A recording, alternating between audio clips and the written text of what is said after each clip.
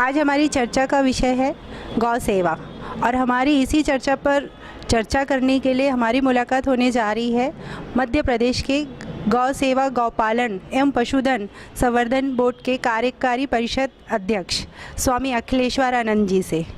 तो आइए हम उनसे छोटी सी मुलाकात करते हैं और इस विषय में उनसे और बात करते हैं। स्वामी जी नमस्कार, धर्म ज्योति में आपका स्वागत है। बहुत बहुत धन्यवाद। स्वामी जी, आपका एक इंडियन एक्सप्रेस में वक्तव्य छपा है कि तीसरा महायुद्ध गाय पर आधारित होगा, इस पर आपका क्या तर्क है? मैंने इंडियन एक्सप्रेस के प्रमुख व्यक्ति जब मेरे पास भोपाल कार्यालय आए थे तो उन्होंने गोरक्षा संबंधी बहुत सारे प्रश्न किए थे और उन्हीं प्रश्नों के सिलसिले में मेरे मुंह से अचानक निकल गया कि यदि हम समय रहते सतर्क नहीं हुए, सजग नहीं हुए और गोरक्षा के मामले में अपने आप को कर्तव्यशील प्रस्तुत करके समाज के सामने नहीं हुए तो मेरा मन कहता है कि अगला तीसरा विश्व युद्ध गाय पर आधारित हो जाएगा। ऐसा कहने के पीछे मेरा अपना एक छोटा सा तर्क है और चिंतन है। तर्क ये है कि जब सतयुग में युद्ध हुआ, उसके बाद त्रेता युग में युद्ध हुआ, उसके बाद द्वापर युग में युद्ध हुआ, तो उन युद्धों की भूमिका यदि हम देखें तो इन युद्धों को किन्होंने आमंत्रित किया? तो चलो सतयुग का युद्ध जो था वो देवता और दैत्यों के बीच में था, लेकिन त्रेता युग का जो युद्ध था ये दो प्रवृत्तियों के बीच में था और उसमें निमित्त बन गई सीता माता। तो इसलिए एक नारी जो है वो युद्ध का कारण बन गई राम रावण के बीच में, और विजय हुई राम की, क्योंकि राम सत्य का आश्रय लेकर चल रहे थे। उसके बाद आया द्वापर युग। तो द्वापर युग में भी कारण जमीन थी क्योंकि वो भूमि माता थी, लेकिन साथ साथ द्रौपदी माता भी उसमें कारण बन गई और वो भूमि के लिए युद्ध हुआ। तो मैं कलयुग में गाय को सबसे महत्वपूर्ण तत्व मानता हूँ और महाभारत में भी कहा गया गोभिर विप्रैश्च वेदैश्च सतीभिः सत्यवादिभिः अलुब्धैर्दानशीलैश्च सप्तभिर्धार्यते मही। 7 तत्व पृथ्वी के धारक तत्व हैं, उनमें से सबसे महत्वपूर्ण तत्व है गोमाता। और इस समय कलयुग में गाय के प्रति लोगों में उदासीनता है। ख़ास तौर से भारतवर्ष में अब किसान गोपालन की प्रवृत्ति से धीरे धीरे विरत हो रहा है। दुष्परिणाम ये हो रहा है कि दुनिया में जो मांसभक्षी लोग हैं वे मांस की डिमांड कर रहे हैं और भारत मांस निर्यातक देशों की श्रेणी में है। यद्यपि जब से मोदी जी की सरकार आई है इस पर नियंत्रण किया गया है और अब गोमांस भारत से निर्यात नहीं होता, ये पूरे दुनिया को मालूम है। लेकिन फिर भी हमारे यहाँ से मांस जाता है और विदेशी मुद्रा प्राप्त होती है। अब दुनिया में कोई गोपालन की प्रवृत्ति दिखती नहीं। एक दो अपवादों को छोड़ दें और साथ साथ दुनिया के लोगों के खाने के लिए अब जानवर बचे नहीं। कौवा, बिल्ली, कुत्ता तक खा गए लोग। तो अब भारत की ओर लोगों की दृष्टि है, इसलिए वो चाहते हैं, जो मीट लॉबी जिसको कहते हैं, वो भारतवर्ष में डाका डाल रही है, सरकार को प्रभावित कर रही है और अपने विदेशी मुद्राओं का लालच दे रही है। तो ऐसी स्थिति में संघर्ष का कारण गौ बन रही, गौ माता बन रही है।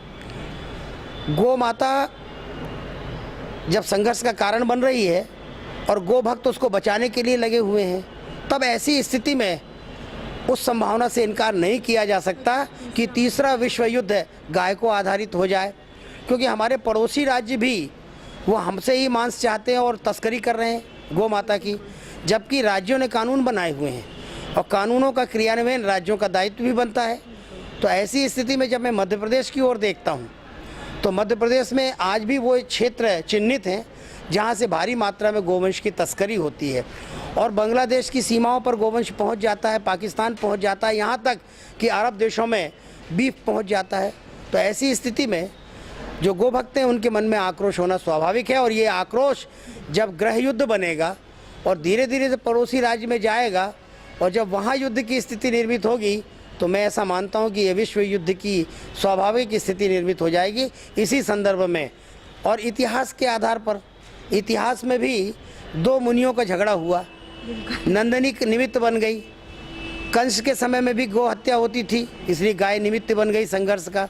राम के समय में रावण भी गौ हत्या करवाता था और आज गौ हत्या करने वाले गौ हत्यारे कानून के शिकंजे में आने के बाद तो उन्हें कठोर दंड मिल ही जाता है, लेकिन वो बचने की कोशिश करते हैं।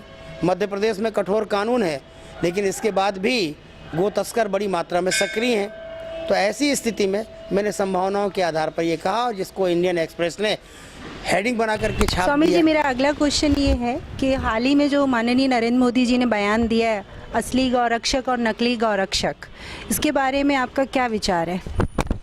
माननीय प्रधानमंत्री श्री नरेंद्र मोदी जी देश के बहुत जिम्मेदार व्यक्ति हैं। वो देश के प्रधानमंत्री हैं। प्रधानमंत्री जब कोई वक्तव्य देते हैं तो पूरी जिम्मेदारी के साथ देते हैं, पूरे अध्ययन के साथ देते हैं, पूरे तथ्यों के साथ देते हैं।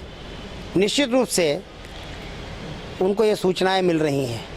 उनका जो सूचना तंत्र है वो बहुत मजबूत है, और देश के भिन्न भिन्न भागों से जब उन्हें सूचना मिलती हैं और उनको इस बात का पता चलता है कि एक समुदाय जो गोरक्षा के नाम पर पूरे भारत में सक्रिय है, लेकिन एक समुदाय ऐसा भी है जो नकली गोभक्त बन करके और उन गोरक्षकों के बीच में घुस करके बात तो गोरक्षा की करता है, लेकिन इसके बाद रात्रि में वो गो तस्करों के साथ मिल जाता है।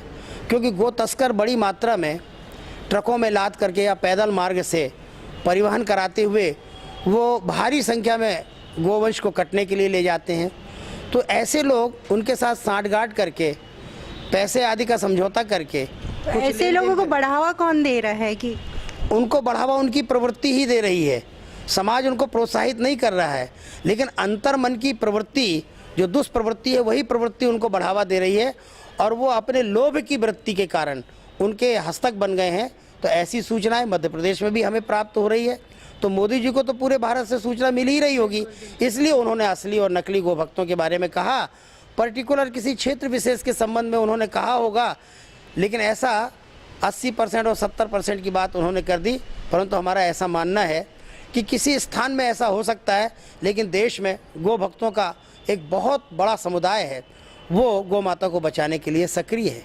राज्य सरकारों ने कानून बनाए हैं, और राज्य सरकारों के कानून के अंतर्गत राज्यों के गो भक्त जो है वो गोवंश की रक्षा करते हैं। मध्य प्रदेश को ही ले लो, तो मध्य प्रदेश में कठोर कानून है, महात्मा गांधी की मंशा के अनुरूप कानून है, और संविधान की मंशा के अनुरूप कानून है। महात्मा गांधी ने कहा था स्वतंत्र भारत में संपूर्ण गोवंश की हत्या पर पूर्ण प्रतिबंध लगाने वाला हम कानून स्वतंत्र भारत के शासकों से बनवाएंगे, और राज्य सरकारों ने बनाए हैं। कुछ राज्य सरकारों ने लचर पचर कानून बनाए हैं। तुष्टीकरण के आधार पर कानून नहीं बनाए जाते हैं। कानून देश के विकास, प्रदेश के विकास और सामाजिक उन्नयन की दृष्टि से बनाए जाते हैं। इसलिए कुछ राज्यों ने कठोर कानून बनाए। जिन राज्यों ने कठोर कानून बनाए उन्हीं राज्यों में कानून का उल्लंघन करने वाले गो तस्कर सक्रिय हैं। निश्चित रूप से मोदी जी तक ये बात पहुंची होगी।